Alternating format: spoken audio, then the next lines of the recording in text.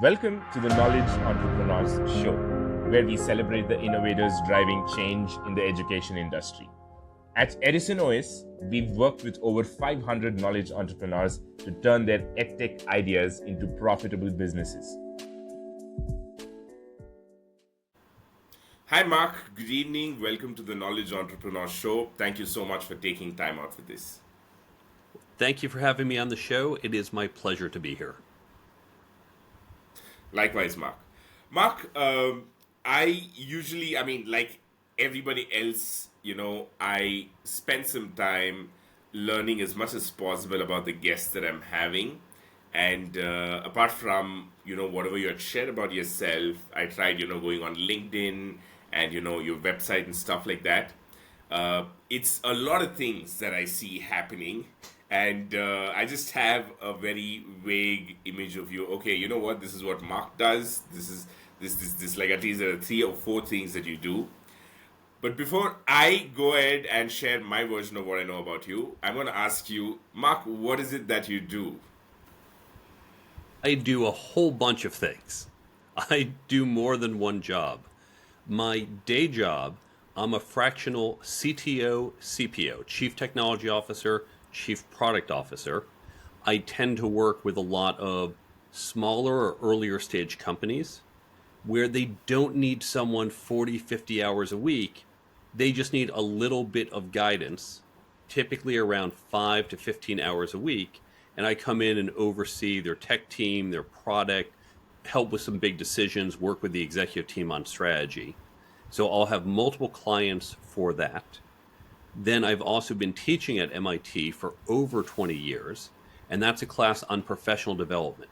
Skills like leadership, networking, negotiating, communications, the stuff we don't normally teach, but that's what helps you take your core competency and be more effective.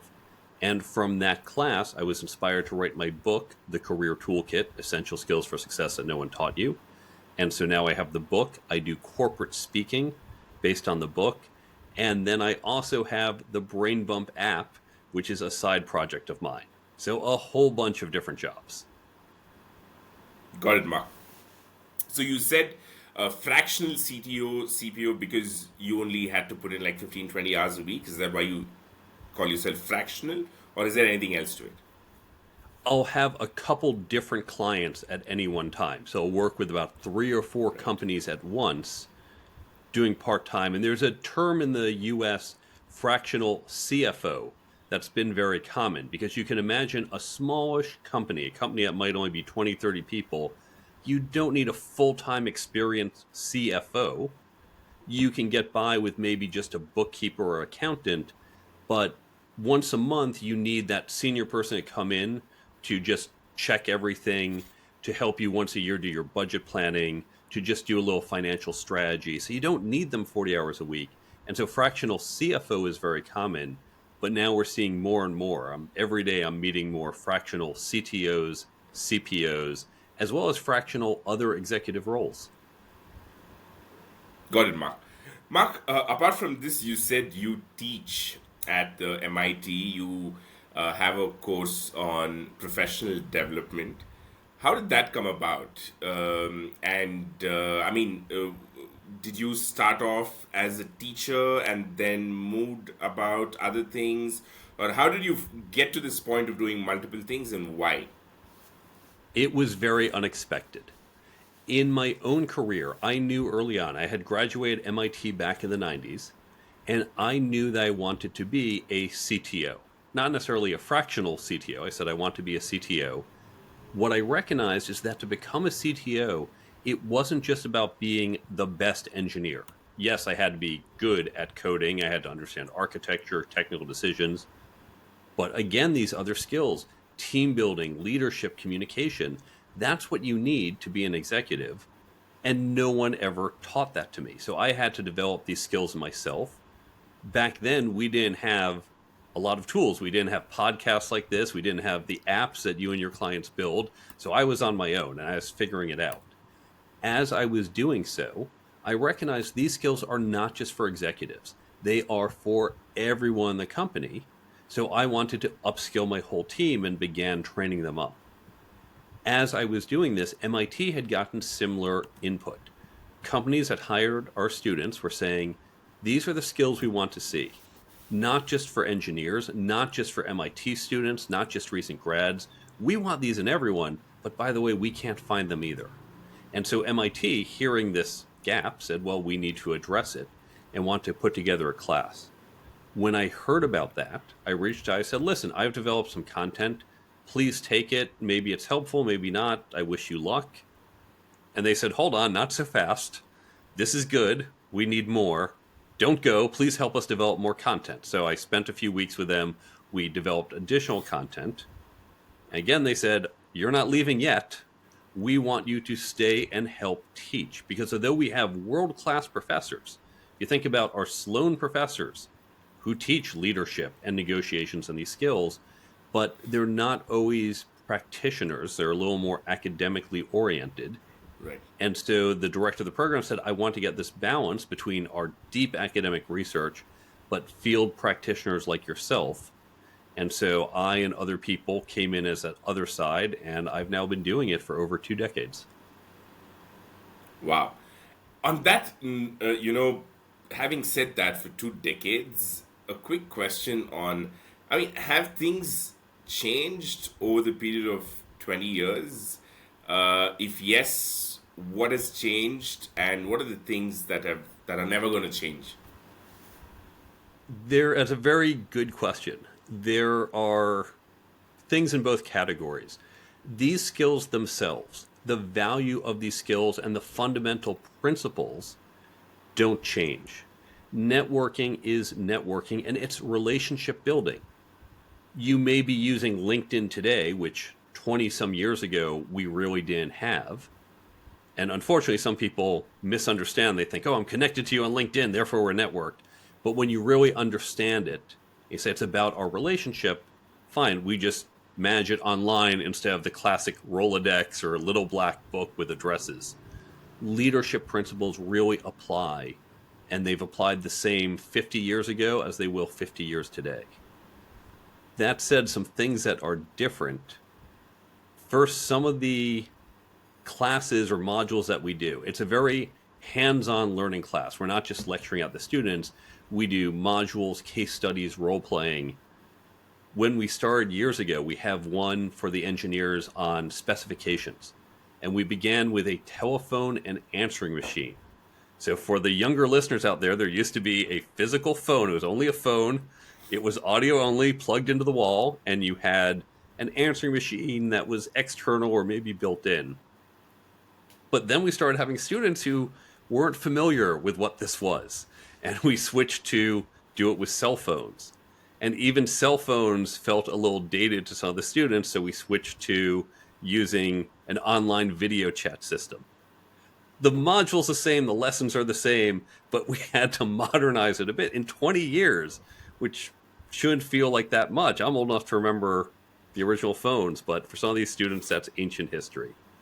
The other thing that I've seen, we talk about generational changes in the US. Yeah. I'm Yeah. Gen X, and of course we have the millennials and the ones that follow after that, Gen Z, and then Gen Alpha. And by the way, I hate that now they're calling everyone Gen whatever. Let's come up with better names. Gen X was our thing. It was based off, I believe, a book title. Be more original. But these generations, there are different personalities within the generation. Obviously, each student is unique, but you can see some trends in how they think about things, how they think about the world, how they approach things. And so I have seen that evolve over time. And it just means our teaching strategies, we adjust a little to resonate in a certain way with that particular cohort. Got it, Mark. Mark, I see a book, and of course, I saw that you've written a book. But since we're talking about the program that you developed, and you've been teaching for 20 years, is that what you've put into that book as well, called as a Career Toolkit? That is what went into the book. At first, I mentioned this is a hands-on class, so our students aren't saying they're taking notes in a lecture. And because they're actually not writing a lot in terms of notes. So at first I thought, well, we need to give them notes. And for years I pressed the program to do it. I finally said, fine, I'll do it myself. And I thought I'd write up 10 pages of notes. Here's a summary. Here's the takeaway, just so you have something and don't forget. 10 pages became 20, 20 pages became 40, 80. And at a certain point, I said, these are not notes. This is a book. I thought, well, if it's a book, I don't just want to target students. I don't just want to target engineers. Let me broaden it because these principles apply. I just don't want to use examples for engineering undergrads. So we broadened the context in which the lessons are given. So now it's a general book. If you are in a white collar job, this book could be applicable to you. So I unexpectedly wrote a book. Got it, Mark. I was going to ask you next. Okay, you know what? Is this just for the engineers, or anybody who's in the corporate field? And talking about the book, I think I've spoken to a lot of people who teach. I think it's a great idea to have a book uh, out there. Like, I mean, it's not like you know a couple of decades back when books used to be a huge thing, but I think today it still adds value in its own way to someone's branding and stuff like that. Can you just address how a book kind of can help someone with their branding, and what are the other uses in today's context, Mark, as far as having a book? That's a very subtle point, and I have mixed feelings about it. Not your question, but about how the industry looks at. Right. Because it was, go back 30 years, the only people who could really get a book published were ones that got through the process where a publisher said, okay, we think you're good enough. Fast forward to today, anyone can publish a book. I have a friend who needed to have a book done to check a box so she could get a contract. And they said, Oh oh, wow. you don't Okay. have a book. I'm sorry, we only take authors. She said, give me 2 weeks. Cranked out a book, just sat at our word processor, put a bunch of words there, and then uploaded to Kindle Publishing and created a Kindle book that has sold maybe 100 copies, if that, in 10 plus years. But she didn't care. She didn't need to sell copies. She just needed to say, I'm an author. And so 2 weeks later, she said, here's my book. You can go see it on Amazon. I go, great, check. Okay, here's the contract. We'll hire you. And that's an extreme case. She certainly doesn't say, this is my great book. She's written really good books since then. But we do have people who conceptually use that. And so some people will write a book. In fact, we see people hire a ghostwriter and say, yeah, here's my ideas. Go write it for me and I'll stamp my name on it at the end. And then they feel, oh, see, I wrote a book. I get credibility. So sometimes it's used to establish your credibility. Other times it works as a business card. Hey, I'm going to send you my book. Or it works as a leave behind. I Right. come and pitch you. Here's the service my company offers. Thanks for listening. By the way, here's a copy of my book. You can understand better what I'm doing. Or it can work as part of a sales ladder. So, for example, now I'm going to state I am very much not an executive coach. I do not do that other than the book that has a nominal cost. And my speaking, which I sell to companies and conferences, I don't sell anything. I don't want to coach individuals. I'm not saying sign up and be my client. But most people with a book like mine would. Here's the catch. If you hear me on a show like this, you're not suddenly going to say, oh, I'm going to write a $5,000 check and hire him as my coach. That's a lot of money for someone you just heard once. And this is why, when we look at marketing funnels, you say, well, first let's get them into our mailing list. And they're on the list and get to know us better. And the book is another ratchet on that, because with the book, you now have someone ascribe money to you. Hey, I'm willing to spend some of my money on what this guy says. It's not a lot. You don't have to really save up for a book generally, but it's something. Say, yeah, he's worth it. And so it just moves you along that marketing funnel and creates that engagement. So that's why I think a lot of people use it.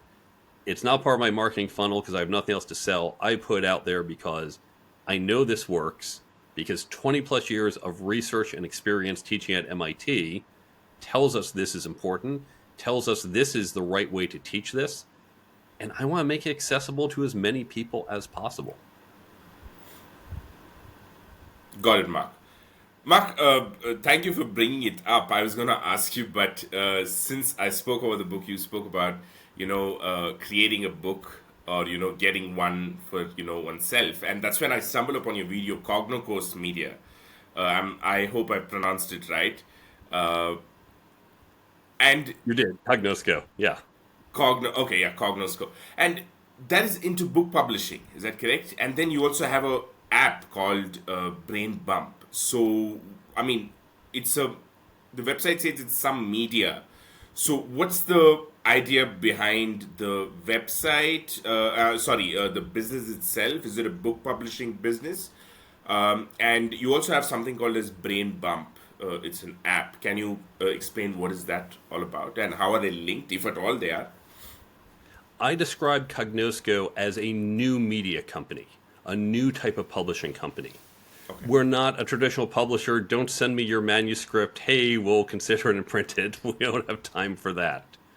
And it's really about how can we help people access information in the 21st century. So let's back up a moment to the problem that I saw. When you get a book like mine, there's a challenge. We know that where you read information isn't where you need information. You forget most of a book, a business book, a self-help book, you're going to forget within about 2 weeks. So you get my book, you're at home reading it. You're reading that chapter on networking. Okay, here's great tips, right? This is how I need to network to be effective. And then you forget it. And then 2 months later, you're at a conference and you're thinking, what were those tips? What was I'm supposed to do to be effective? I wish I had the book with me, but you're not going to carry it with you. So what if we could help you retain what's in the book, if we could give you the information you need when and where you need it? Now, I'm using a book as an example, but the same thing. You have over 100 episodes of great content with great people, and I'm sure people listening to this episode are regular listeners. How much do you remember from 3 episodes ago?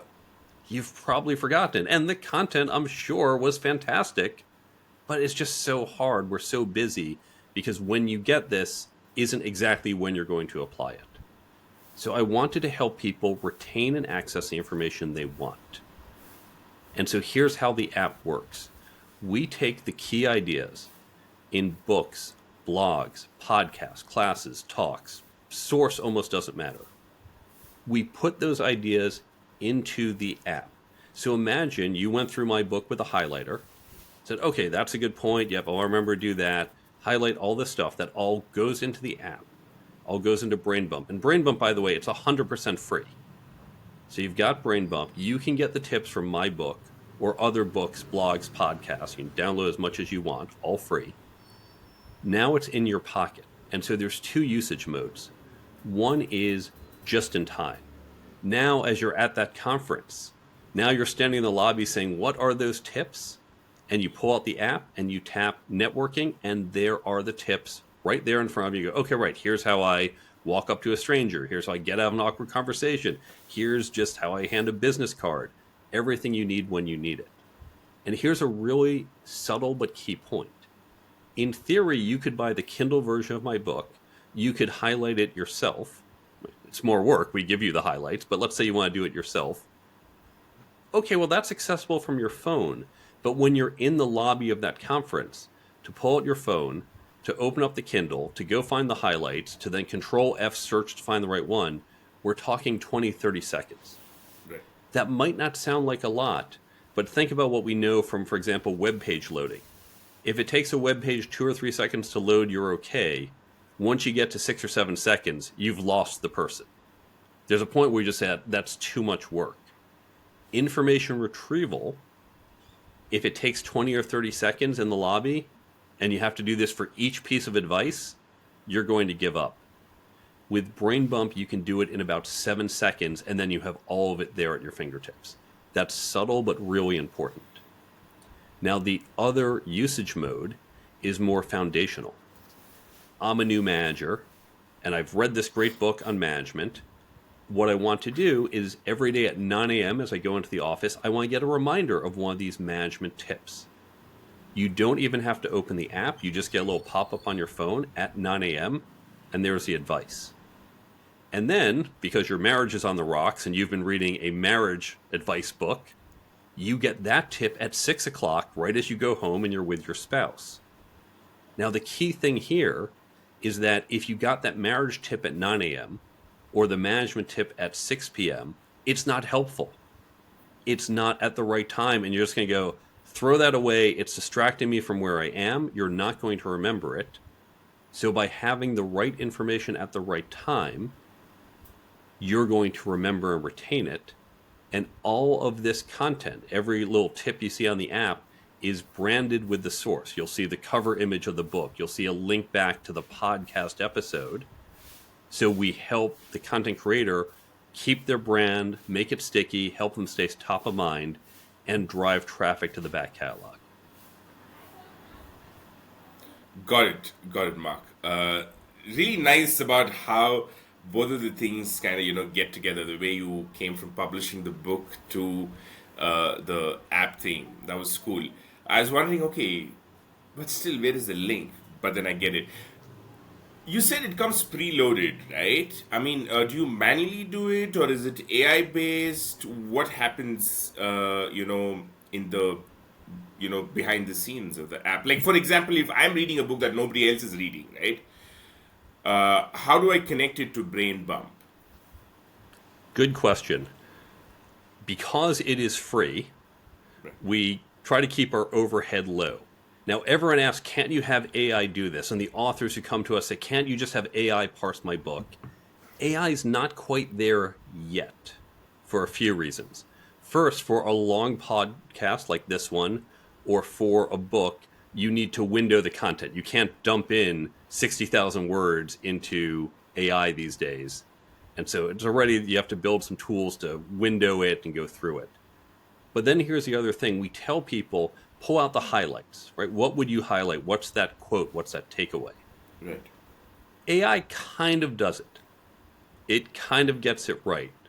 And we know people do it with, say, podcast tools, but when you try to do it, whether it's a podcast or a book or a blog post, it's going to get some right, but some wrong. It might pull, here's 3 sentences in a row, but really it's the first 2. A third sentence you don't need. Or it was 1 sentence and you really need 1 and the one following to make the point home.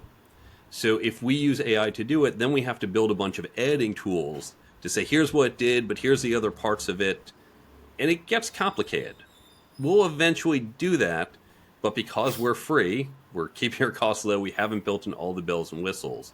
We tell our content creators, say, look, you who own the content know it best, you decide what goes in there. You can use AI on your own and pull it out and correct it if you need to, or take it as it is, or do it another way. It takes an author usually about an hour to an hour and a half to extract all the tips. And then they're done, because it's done. Because once you've done it, you don't have to go back and do it. So if they do that, it's available to everyone on the app. To your question, what if we don't yet have your book? First, I'd encourage you to reach out to the author or the speaker or podcaster and say, hey, put your stuff here. It's awesome. But if you don't want to wait for them to do it, you yourself, as a user of the app, you can add your own tips. You can manually enter them. If you have a Kindle version of a book and you have Kindle highlights, you can now import those. That will just be for you, though, not for everyone on the app, because we let the content creator own and control their brand and their content. No, totally, Mark. Makes total sense. While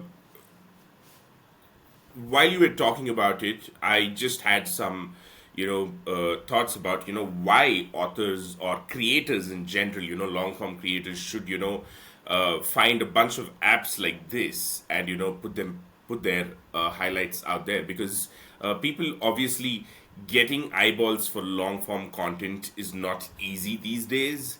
And if you want that, you need to build credibility first, because if they're going to spend so much time listening to you or reading your long work, you need to build some credibility.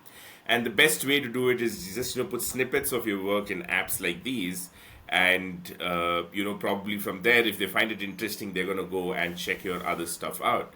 But Mark, that brings me to another thing. I love the way you kind of structured why one should write a book and why it's been done traditionally. And you gave a bunch of examples. And I'm convinced at this point that, if any business leader, anybody who's looking to get business, should really kind of, have a book for whatever reason. Worst case, it's a reason to engage with someone, just send a book across. And a book is always a nice thing. You know, you read it or not, but just to feel it or whatever it is, it's nice, and you can just have it there, and that's one way for you to be remembered by people that you want to, if they put it in the right place. Similarly, you say this app is free of cost, you're not making any money out of it. I'm just trying to understand from your profile, your personal branding or whatever it is, what's the thought process behind investing your time and resources on something that is not bringing you any direct revenue? What is the other ways by which you benefit? If you can share that, please. In Judaism, there's this concept, tikkun olam, which means to repair the world. The world is broken, it's imperfect, and it's upon all of us to make it better. Leave the world better than you found it. And that's what this is for me. I make my money as a fractional CTO as doing this. This part of it is how can I make the world better? And so that's why I'm happy to do it, keep it free, make it available for as many people as possible, help as many app users learn and retain information, help content creators get the content out there, because then the best content we expect will rise to the top, and the world's going to be better. And that's really my motivation. There's no other, this is a lead gen for something else. This is it. Wow, great stuff, Mark. I really appreciate it because today, at least as a guy who's grown up watching content on the internet and having a little bit of an entrepreneurial mindset. See, I understand people like you, who are into tech, who create products directly. There are a bunch of things that you can do. But for people who are into non-tech, who want to sell, who want to get into marketing, it's all about putting yourself out there and, you ask yourself why you're putting something out there. Is it meeting your target audience? Last night I was having a conversation, I was having a guest on the podcast, and, he spoke about marketing and he speaks about being kind even in marketing. And then, he was pointing out to words like, we use words like target audience. Can you just take a step back and think what target is? Why are we so violent and stuff like that? So, it's so nice to get a different perspective and, take a step back and think what we are actually doing. So thanks, Mark. Thanks for sharing, about Brain Bump and, why you're doing it. It's amazing. Mark, that takes me to the next topic, the most interesting topic for me. Again, as much as you speak about doing great stuff, this is very exciting for me.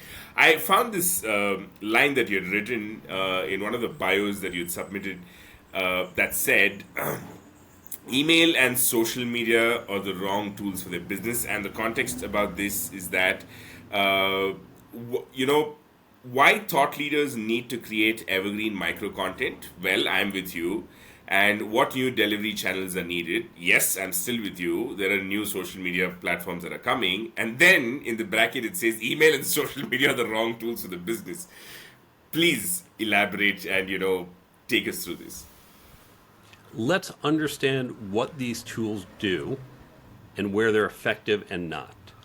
Both email and social media are chronologically oriented. They're ordered by time. You and I are recording this in March of 2024. So right now, if you go on social media, there's probably a whole bunch of posts about Kate Middleton's photo being doctored. That just happened a few days ago and everyone's still debating it. And that's great for social media as the medium for discussing that. By the time you hear this episode, that's probably a distant memory. Weeks, months, years from now, you go, great, who cares? Doesn't matter. On the other hand, for people with evergreen content, for let's say leadership advice, That content, I mentioned what's in my book, it applied 50 years ago, it's going to apply 50 years from now. That's evergreen content. And even content might not last 50 years, it's longer. But here's where we have a challenge. If you're a thought leader, you might be saying, okay, well, I know I need to be on social media, so I'm going to blast out a social media post this afternoon. Or I'm going to send out, here's my weekly email, here's my thought of the week, here's my leadership advice, because I'm going to show you I've got good content. Well, half the audience doesn't see it. They're not on social media that day. Their inbox is cluttered and they just delete anything that's not business related. The ones who do get, many of them look and say, yeah, that's great. I'm not saying it's bad advice, but doesn't help me today because first I have to raise money for my company, then I'm going to hire people, then I'm going to get customers. A year from now, I'll have staff, and then I got to think about how to lead them. It's the wrong information at the right time. It's equivalent to what I said with Brain Bump. If you get that marriage advice at 9 a.m., or the management advice at 6 p.m., it's not that the advice is wrong, it's just not helpful, and your brain says, get out of here, you're distracting me. But now, how often do we go back and say, you know what, let me look at this guy's social media from 2 years ago? The only time that happens is if you said something horrible and everyone's now digging up what else has he said. No one's saving off your old emails and saying, yeah, one day I'm going to go back and read them all because I really can't wait to do it. So it's not ordered correctly. And this is why for evergreen content, it's the wrong channel. Now, it's a channel we have, it's a channel tools are optimized for so people use it, but it's not done correctly. And this is where I'm going to bring it back to Brain Bump. I think Brain Bump is just one example of a new class of tools we'll start to see. What we do with Brain Bump, because we take those tips and we put them into a non-chronological order. I forget if I mentioned each of the tips, they have a tag with it, the topics. Think like a hashtag. So from my book, you've got the topics you've got the tips that are tagged networking. The tips are tagged leadership. So when you're at that conference, you can say, give me the networking ones. I don't need the leadership ones right now. That's going to distract me. And what we're effectively doing, we're taking the content, we're putting it into smaller parts. In this case, about as small as you can get because we're down to tips that are just a few sentences. But we are letting the audience drive it. And this is really key because social media and email, the content poster drives the order and the timing and just says, well, if I blast 1 million people, it's relevant for some. Or you're doing social media where the algorithm says, here's what we think you need to see because this is controversial, this is trending, this is whatever, whether it's relevant to you or not. But Brain Bump, by having micro content and tags such that we let the user use the tags to filter and control, effectively you're in charge of your own algorithm. You decide, I need this advice at this time, and that's much more relevant. Now, Brain Bump's one way to do it. Again, I think we'll see other tools doing it, but we as content creators need to set up our content to allow for that pull. Instead of the traditional push, I'm going to blast it out, let individuals pull to them what information is relevant at this time. Wow. Got it, Mark. Very interesting. Makes total sense. And when you were talking to me, I was wondering, why haven't the mainstream social media thought about it? Like now, say for example, if I have to go on somebody's Instagram page, or if I have to go on somebody's YouTube page, I don't have as an audience a control or features to choose to navigate. I'll have to either manually search or it's chronologically arranged. The most recent ones come on the top of it. But I'm just gonna go ahead and talk to you about this because you are a CTO. You work a lot in the tech. I just want to understand, talking to you, that what are the current trends that you see as a CTO? Where are we moving towards, especially in the space of content creation? Do you see any trends? I'm so sorry if I'm assuming that you work with people in that domain. It could be completely different. If you do have some insights, please do share, Mark. I have two big points to your question. And the first, you alluded to it. Why haven't the other social media companies taken this approach? Now, this has to do with their business model. It's not a technical limitation. If you are a social media company, you are most likely making money through eyeballs, through attention. It's the ads on your site. The more someone stays on your site, the more ads they see. And whether you're selling impressions or clicks, you want to keep them onto that website. Right. My business model is different. Now, mine makes no money, but even let's just take an alternative. Suppose I just charged a flat rate and said $5 a month, you have the app and all the content. We don't need, in either of those cases, in the free case I actually do, or in this hypothetical case where we charge, we don't care how much time you spend on the app. In fact, this was a very specific design decision of ours. We hear about doom scrolling. They want you to just scroll, scroll, scroll. In the ideal use case for Brain Bump, you're using the app for just a few seconds a day. I either get the tip, I don't even have to open the app, I see the pop-up, I see the advice that comes at 9 a.m. that I wanted or whatever time I set. Great, done. Never open the app. Thanks for that advice. Moving on with my life.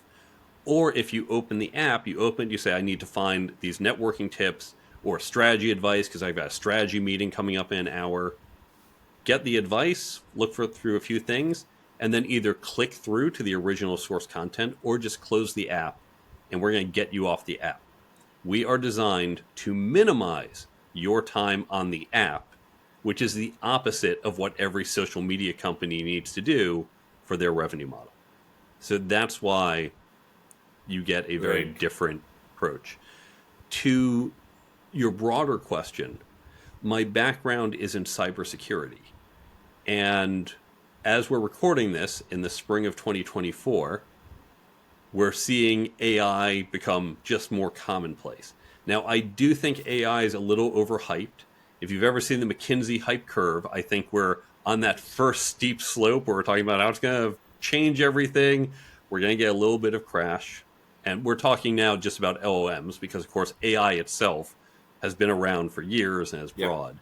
But within LLMs and content creation, even so, the big challenge we have is content moderation and content authenticity. So consider as well, we know there's garbage on the internet. Some of that garbage might be the bad conspiracy theories and the lies and just bad things out there. Some of it might just be, frankly, low quality content that people are using for marketing. But now the cost of generating it has dropped to near zero. Yeah. So here's the thing. We'll take conspiracy theory just because that's an easier one. There's some person who has no life who's sitting alone in his apartment talking about how the world is flat and we're all part of a global conspiracy to cover it up. And you and I might look and say, no, it's not. And here's proof. And here's another case of proof. It's going to go, no, no, no. And we're probably going to give up before he does because, hey, we have other things to do with our lives. But this person's so into it. Well, now multiply this person by 100 because instead of one post a day, he can generate 100 posts a day. And frankly, I don't have time. I might argue with him for 20 minutes and then give up. I am not dealing with 100 of those posts or 100 bots doing it. And so we're going to see a tilt. We already know you get kind of the lowest common denominator on social media, multiply that by 100. And whether it's social media and conspiracy theories or just the internet as a whole and low quality content, we're just going to see this all over. And that's going to be a problem for us. We're going to need better tools for identifying valid content or filtering the high signals from all that noise. Got it, Mark. It's interesting when you said, AI is in that, a slippery slope sort of a thing. It's overrated. Rather, if I have to, I'm not sure if you use that word. At least that's what I kind of, interpreted and took away. But from a marketing perspective, or like you spoke about content. For business owners, content is important, and you also made your point about it being evergreen content. Uh, and you said how brain bump helps that particular cause. But when it comes to AI, when you say it is overrated, especially when it comes to LLMs, are the big companies really bothered or incentivized to think from what is what's useful or what's useless or low quality, high quality, because they need eyeballs, and the world as a as an entirety, it's obviously the quality keeps decreasing with bigger numbers, and there isn't it like um, uh, in the complete opposite direction of what you say. If you want more eyeballs, then if you're catering to the majority of the kind of eyeballs, which seems to kind of be a little less intelligent. So I'm so sorry for if this is not what we are here for, but it's very interesting to me. Where is this exactly going? I mean, because it definitely AI is not going in the right direction if it has to, you know, sync with whatever you just said. What do you think? What are your Let's under, thoughts? You don't have to be, this is what it is or whatever it is. I'm just trying to, get your thoughts here. It's quite well, interesting. let's understand the implications. In fact, we'll tie it back to what you said earlier about writing a book. And you had alluded to, and I explicitly stated, it's not what it was 30 years ago. Right. Because it's more accessible. Now we see more people doing it. The quality has dropped. When ChatGPT first really became in the public mind about a year ago in the spring of 2023, Yeah.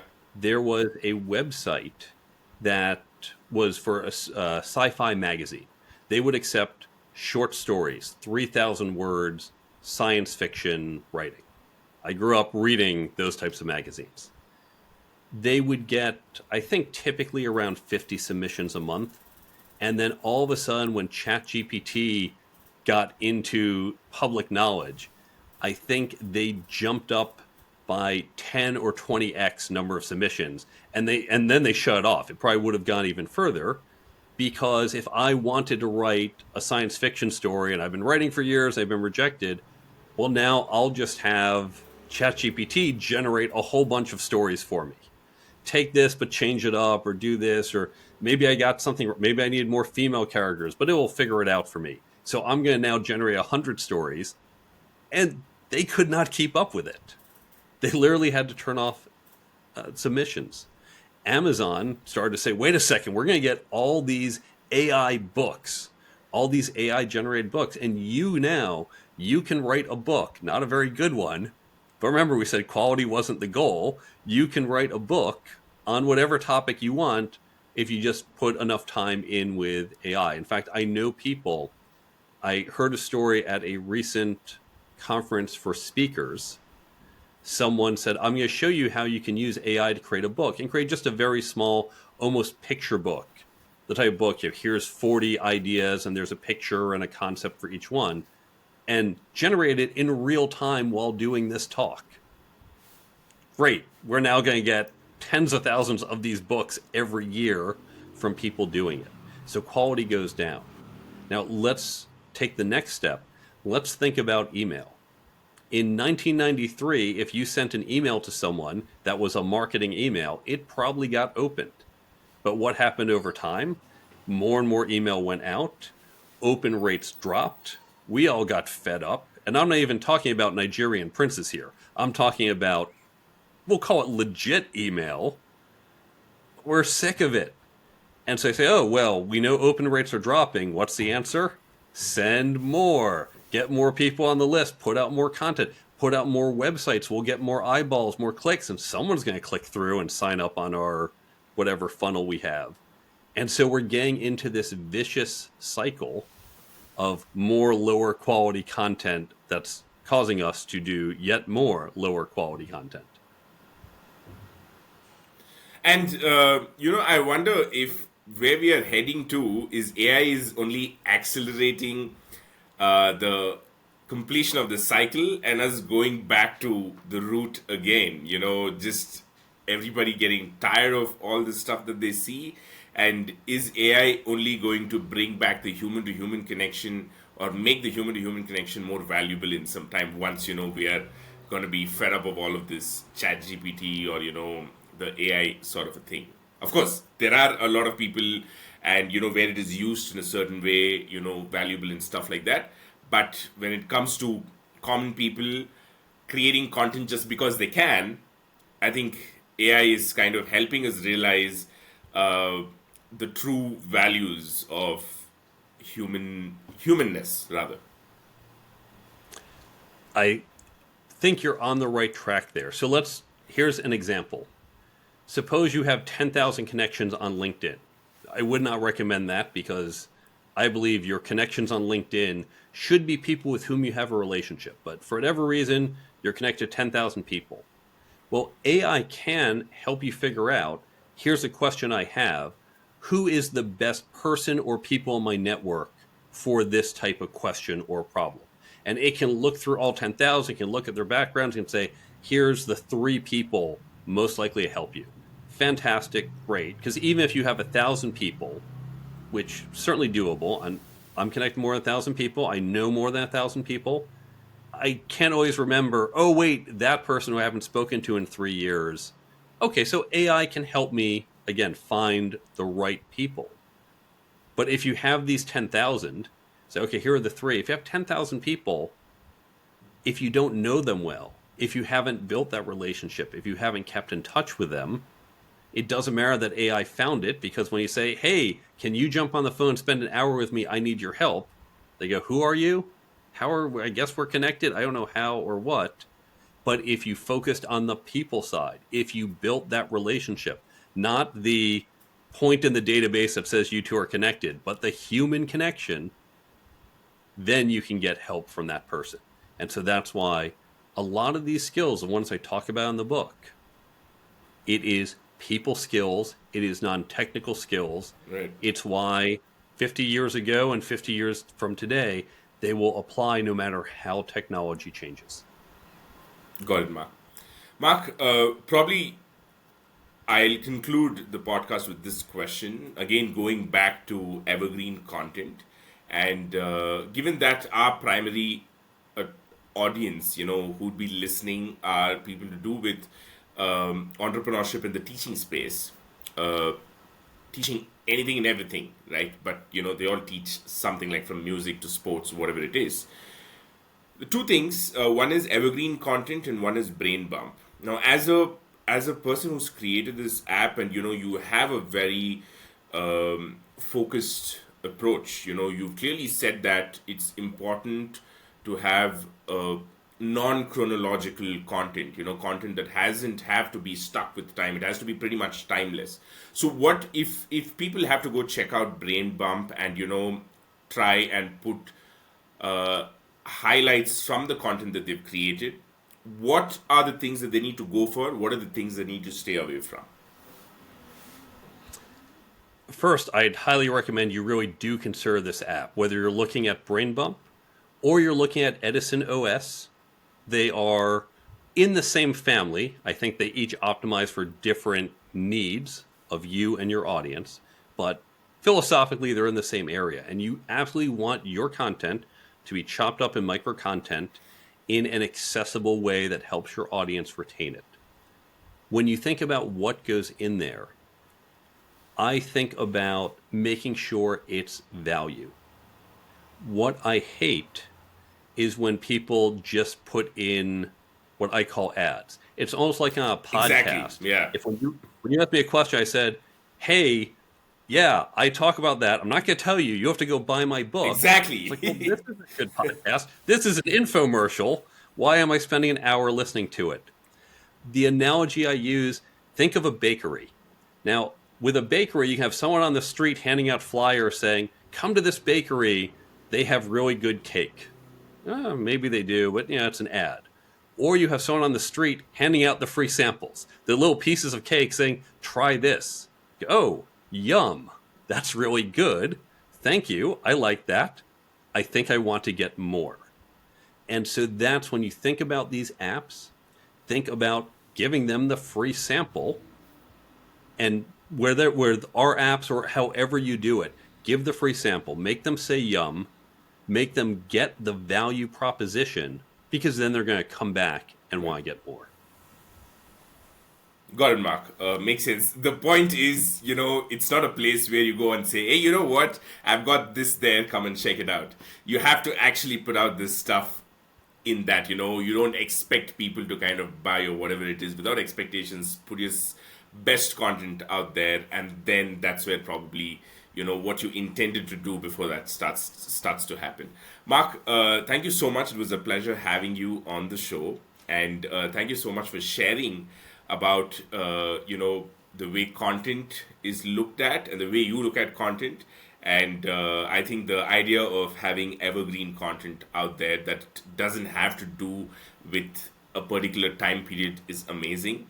And if there is one thing that I would take away as a teacher or as a knowledge entrepreneur, I think it's just putting out whatever you want to teach right out there for free, and then that's how you start with showing what value you have. So thanks, Mark. Thank you so much for that. You're very welcome. Really enjoyed being here. If anyone's interested in seeing the app, you can go to brainbumpapp.com. That's the website, and it has links to the store where you can download the free app. So just go to brainbumpapp.com in any country, and you can download the app for free. All the content is free. And if you're a content creator, certainly consider the Edison OS app for your content. But if you'd like to, in addition, also think about having your content on BrainBump, you can reach out to us in a form on that website and let us know about putting your content there, as well as on Edison OS. Thank you, Mark. Mark, I think it's there on both the Android Play Store as well as the Apple iOS Store. Sorry, I'm not App Store. It is. You can go directly to the App Store and look for Brain Bump. It's BB, Brain Bump. It's a nudge for your noggin. Or this is why I give the website brainbumpapp.com, because then you can just click the link for whatever one you have. Got it. And just to clarify, it's only made for the cell phones, right? It's not a web app. It's only for cell phones right now. Maybe in the future we'll have other interfaces, but right now it is just a cell phone app. Our thinking, and this goes to what we talked about, is it's about having the content in the right place and right time. Right. And if you think about it, this is the first time in history where we can carry an unlimited amount of information with us. I joked before about you're not going to carry my book with you to the conference. That's a little awkward. And then you have a stack of books. But now you can have every book you have, every class you've taken in the apps on your phone, so you get it when and where you need it. Got it, Mark. Thank you very much.